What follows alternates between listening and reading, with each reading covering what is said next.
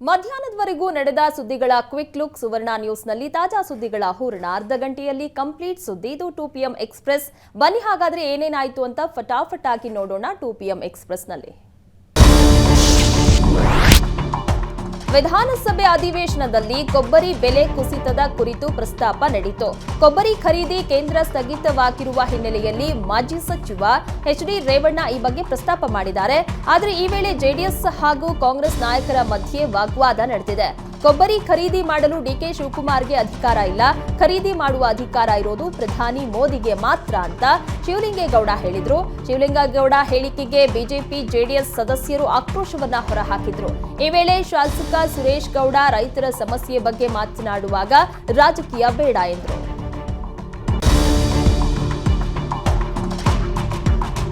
ತುಮಕೂರು ಲೋಕಸಭೆ ಟಿಕೆಟ್ಗಾಗಿ ಬಿಜೆಪಿಯಲ್ಲಿ ಜಿದ್ದಿನ ಪೈಪೋಟಿ ನಡೀತಾ ಇದೆ. ತುಮಕೂರು ಬಿಜೆಪಿ ಟಿಕೆಟ್ಗಾಗಿ ಮಾಧುಸ್ವಾಮಿ ಹಾಗೂ ಸೋಮಣ್ಣ ಮಧ್ಯೆ ಭಾರೀ ಪೈಪೋಟಿ ನಡೀತಾ ಇದ್ದು, ಮಾಧುಸ್ವಾಮಿ ಸ್ಪರ್ಧೆಗೆ ಸಂಸದ ಜಿಎಸ್ ಬಸವರಾಜ್ ತೀವ್ರ ವಿರೋಧ ವ್ಯಕ್ತಪಡಿಸಿದ್ದಾರೆ.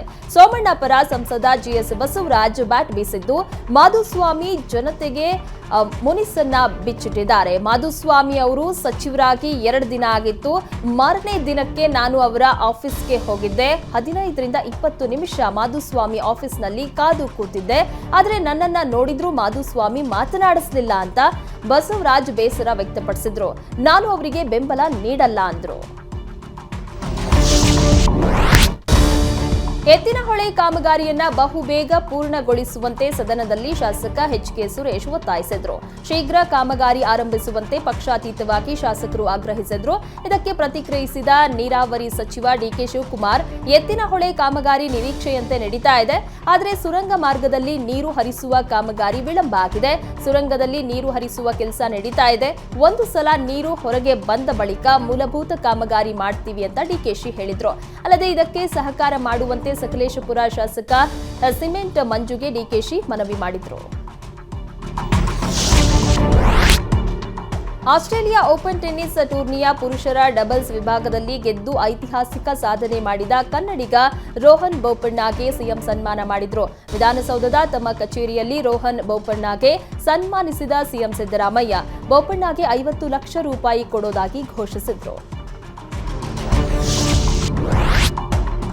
ದಾವಣಗೆರೆಯಲ್ಲಿ ಮತ್ತೊಂದು ಅಮಾನವೀಯ ಘಟನೆ ನಡೆದಿದೆ. ಶಾಲಾ ಬಾಲಕಿಯರಿಂದ ಶೌಚಾಲಯ ಸ್ವಚ್ಛ ಮಾಡಿಸಿದ ಘಟನೆ ಬೆಳಕಿಗೆ ಬಂದಿದ್ದು, ಶಾಲೆಯ ಸಮವಸ್ತ್ರದಲ್ಲಿ ಪೊರಕೆ ಹಿಡಿದು ಬಾಲಕಿಯರು ಶೌಚಾಲಯ ಸ್ವಚ್ಛಗೊಳಿಸಿದ್ದಾರೆ.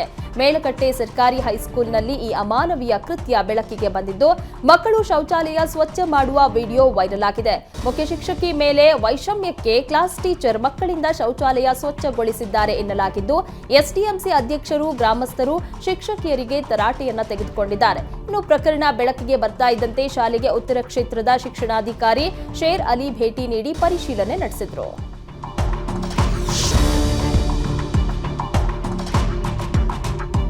ಚಿಕ್ಕಮಗಳೂರಿನಲ್ಲಿ ಮಂಗನ ಕಾಯಿಲೆ ಮಿತಿ ಮೀರಿದ್ದು, ಇದುವರೆಗೂ ಸುಮಾರು 7 ಜನರಲ್ಲಿ ಮಂಗನ ಕಾಯಿಲೆ ಪತ್ತೆಯಾಗಿದೆ. ನಿನ್ನೆ ಒಂದೇ ದಿನ 7 ಜನರಲ್ಲಿ ಮಂಗನ ಕಾಯಿಲೆ ಪತ್ತೆಯಾಗಿದ್ದು, ಜನರು ಆತಂಕಕ್ಕೀಡಾಗಿದ್ದಾರೆ. ಕೊಪ್ಪ ತಾಲೂಕಿನ ಬರೆಗುಂಜಿ ಗ್ರಾಮದ ಜನರಲ್ಲಿ ಈ ಕಾಯಿಲೆ ಪತ್ತೆಯಾಗಿದ್ದು, ಕಾಡಿಗೆ ಸೌದೆ ತರಲು ಹೋದವರಲ್ಲಿ ಕೆಎಫ್ಡಿ ಪತ್ತೆಯಾಗಿದೆ.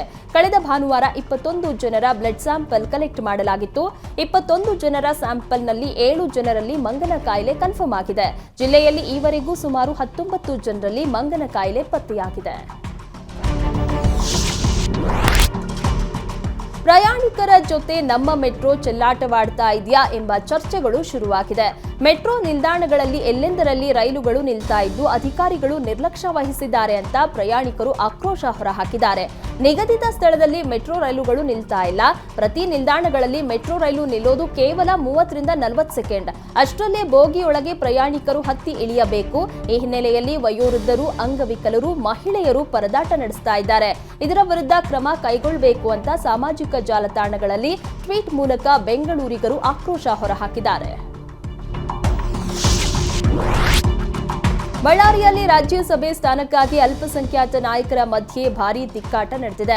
ರಾಜ್ಯಸಭೆ ಸದಸ್ಯ ನಾಸಿರ್ ಹುಸೇನ್ ಸ್ಪರ್ಧೆಗೆ ಬಳ್ಳಾರಿ ನಾಯಕರಿಂದಲೇ ವಿರೋಧ ವ್ಯಕ್ತವಾಗಿದ್ದು, ಸದ್ಯ ನಾಸಿರ್ ಹುಸೇನ್ ಅವಧಿ ಮುಗಿದಿದೆ. ಆದರೆ ನಾಸಿರ್ ಮತ್ತೊಮ್ಮೆ ಆಕಾಂಕ್ಷಿಯಾಗಿದ್ದು, ಇದಕ್ಕೆ ಸ್ಥಳೀಯ ನಾಯಕರು ವಿರೋಧ ವ್ಯಕ್ತಪಡಿಸಿದ್ರು. ಈ ಮಧ್ಯೆ ಬಳ್ಳಾರಿ ಜಿಲ್ಲಾಧ್ಯಕ್ಷ ಮೊಹಮ್ಮದ್ ರಫೀದ್ ಕೂಡ ರಾಜ್ಯಸಭೆ ಸ್ಥಾನಕ್ಕಾಗಿ ಪೈಪೋಟಿಯನ್ನ ನಡೆಸ್ತಾ ಇದ್ದು ರಫೀಕ್ ಸಚಿವ ಸಂತೋಷ್ ಲಾಡ್ ಪರಮಾಪ್ತರಾಗಿದ್ದಾರೆ. ಹೀಗಾಗಿ ಇಬ್ಬರು ಅಲ್ಪಸಂಖ್ಯಾತ ನಾಯಕರ ಮಧ್ಯೆ ತಿಕ್ಕಾಟ ಜೋರಾಗಿದೆ.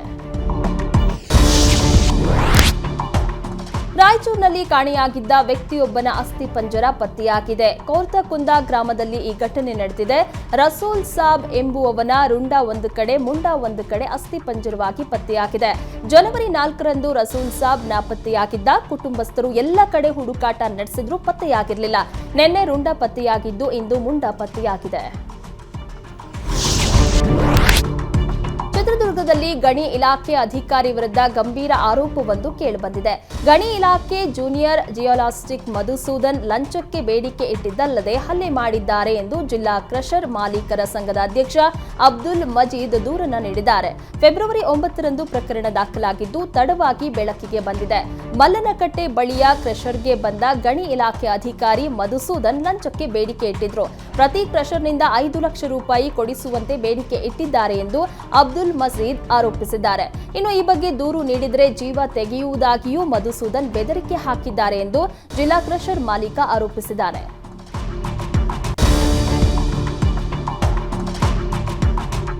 ಬಳ್ಳಾರಿಯಲ್ಲಿ ದೇವಸ್ಥಾನಕ್ಕೆ ನುಗ್ಗಿದ ಖದೀಮರು ಹುಂಡಿಯಲ್ಲಿದ್ದ ಹಣವನ್ನ ದೋಚಿದ್ದಾರೆ. ಸಂಡೂರು ತಾಲೂಕಿನ ಡಿ ಅಂತಾಪುರ ಗ್ರಾಮದ ತಾಯಮ್ಮ ದೇವಸ್ಥಾನಕ್ಕೆ ಖದೀಮರು ಕನ್ನ ಹಾಕಿದ್ದಾರೆ. ದೇವಸ್ಥಾನದಲ್ಲಿ ಸುಮಾರು 2 ಲಕ್ಷಕ್ಕೂ ಅಧಿಕ ಕಾಣಿಕೆ ಸಂಗ್ರಹವಾಗಿತ್ತು ಎನ್ನಲಾಗಿದ್ದು, ದೇವಸ್ಥಾನದಲ್ಲಿ ಹಣ ಕದ್ದ ಬಳಿಕ ಹುಂಡಿಯನ್ನ ಊರಾಚೆ ಎಸೆದು ಹೋಗಿದ್ದಾರೆ.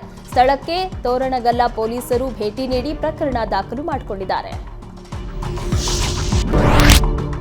ವಸತಿ ನಿಲಯದ ಅಡುಗೆ ಸಿಬ್ಬಂದಿ ನಮ್ಮ ಮೇಲೆ ದೌರ್ಜನ್ಯ ನಡೆಸ್ತಾ ಇದ್ದಾರೆ ಅಂತ ಆರೋಪಿಸಿ ದಕ್ಷಿಣ ಕನ್ನಡ ಜಿಲ್ಲೆಯಲ್ಲಿ ವಸತಿ ನಿಲಯದ ವಿದ್ಯಾರ್ಥಿಗಳು ಪ್ರತಿಭಟನೆ ನಡೆಸಿದ್ರು.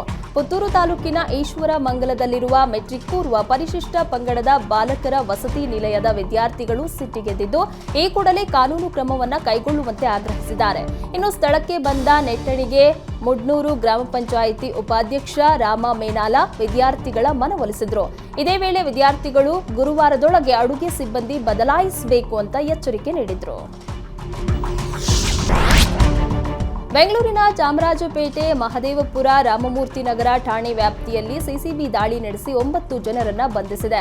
ನಿಷೇಧಿತ ನಿಕೋಟಿನ್ ಉತ್ಪನ್ನ ಸೇರಿದಂತೆ ಇತರೆ ವಸ್ತುಗಳನ್ನು ಅನಧಿಕೃತವಾಗಿ ಶೇಖರಿಸಿ ಹೆಚ್ಚಿನ ಬೆಲೆಗೆ ಮಾರಾಟ ಮಾಡ್ತಾ ಇದ್ರು. ಈ ಹಿನ್ನೆಲೆಯಲ್ಲಿ ಸಿಸಿಬಿ ದಾಳಿ ಮಾಡಿ ಸುಮಾರು 1,45,00,000 ಮೌಲ್ಯದ ನಿಷೇಧಿತ ನಿಕೋಟಿನ್ ಉತ್ಪನ್ನವನ್ನು ವಶಕ್ಕೆ ಪಡೆದಿದ್ದಾರೆ.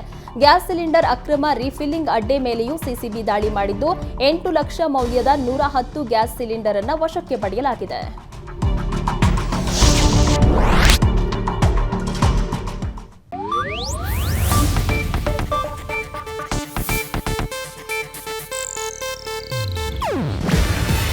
ಇದು ಏಷ್ಯಾನೆಟ್ ನ್ಯೂಸ್ ನೆಟ್ವರ್ಕ್ ಪ್ರಸ್ತುತಿ. ನೀವು ನೋಡ್ತಿದ್ದೀರಾ ಏಷ್ಯಾನೆಟ್ ಸುವರ್ಣ ನ್ಯೂಸ್.